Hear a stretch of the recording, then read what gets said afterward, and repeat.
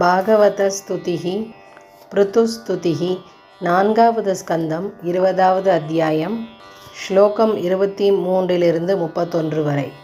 பிருத்துருவாச்ச வரான் விபோ த்வத்வரதேஸ்வராத்புதः கதம் வ்ருணீதே குணவிக்ரியாத்மனாம் ஏனாரகானாம் அபி சந்தி தேஹினாம் தானீஷ கைவல்யபதே விருணேன ச ந காமயேனாத ததப்யஹம் க்வசித் ந யத்ர யுஷ்மச்சரணாம்புஜாசவः மஹத்தமாந்தர்ஹிருதயாத்முகச்யுதோ விதத்ஸ்வ கர்ணாயுதமேஷமேவரः स उत्तमश्लोक महन्मुखच्युतो भवत्पदाम्बोजसुधागणानिलः स्मृतिं पुनर्विस्मृततत्त्ववर्त्मनां कुयोगिनां नो वितरत्यलं वरैः यशः शिवं शुश्रव आर्यसङ्गमे यदृच्छया चोपशृणोति ते सकृत् कथं गुणज्ञो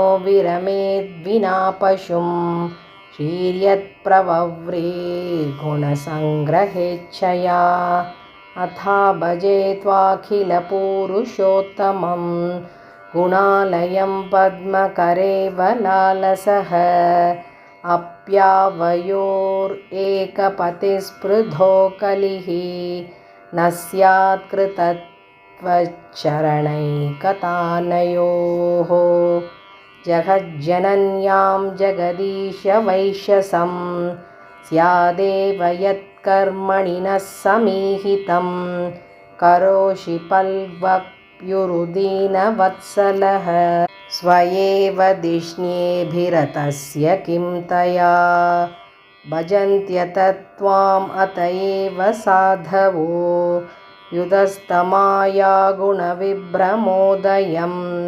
भवत्पदानुस्मरणादृते सतां निमित्तमन्यद्भगवन्न विद्महे मन्ये गिरं ते जगतां विमोहिनीं वरं वृणीष्वेति भजन्तमाथयत् वाचानुतन्त्या यदि ते जनोसितः कथं पुनः कर्म करोति मोहितः त्वन्माययाद्धा जनईश खण्डितो यदन्यदा शास्तरुदात्मनो बुधः यथा चरेद्बालहितं पिता स्वयं तथा त्वमेवार्हसि नः சமீஹிதும்.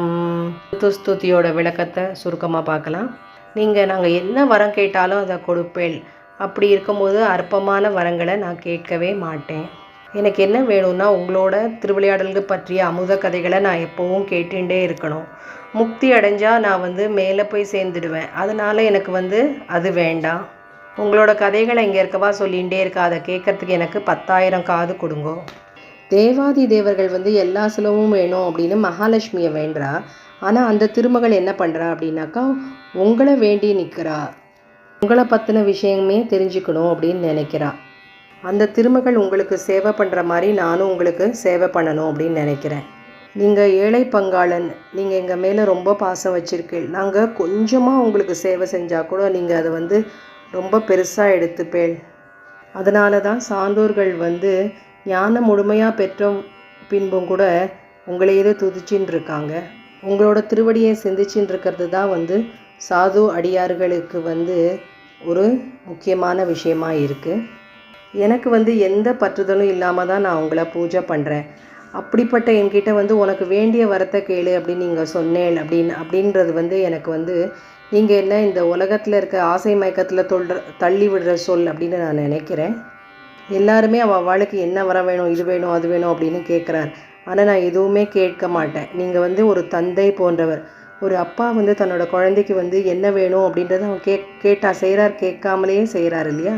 அதே மாதிரி நாங்கள் என்ன கேட்டாலும் கேட்காட்டாலும் எங்களுக்கு என்ன வேணும்னு பார்த்து நீங்கள் தான் செய்யணும், நீங்கள் செய்வேள் அப்படின்னு சொல்கிறார். இதோட பிருத்துஸ்துதி நிறைவடைகிறது.